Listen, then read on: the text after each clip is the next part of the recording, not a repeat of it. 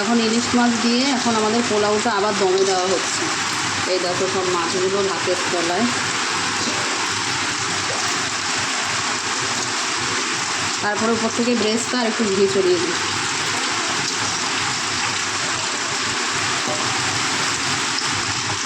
আবার এক নাগারে বৃষ্টি হয়েই যাচ্ছে, এই জন্যই তো ইলিশ পোলাও, সেই জন্যই হচ্ছে বলেই ইলিশ পোলাও। বৃষ্টির ওয়েদারে তাই জন্য আমাদের ঠিক করা আমাদের ইলিশ পোলাও।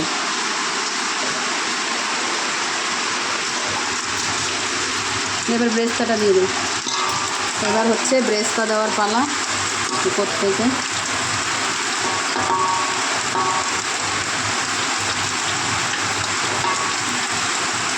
আমাকে বিয়েবাড়ি রান্না দারুণ গন্ধ বেরিয়েছে, সত্যি তাই, খুব সুন্দর গন্ধ বেরিয়েছে। পুরো বিয়েবাড়ির স্টাইলে আমাদের ইলিশ পোলাও। এবার ঘিটা দিয়ে দে, আমি একটু স্নান করতে যাই, এবার দমে দিয়ে দেখি।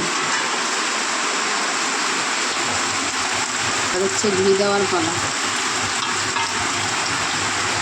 এটাও বাড়িতে বানানো ঘি, এটা আমাদের বাড়িতে বানানো ঘি।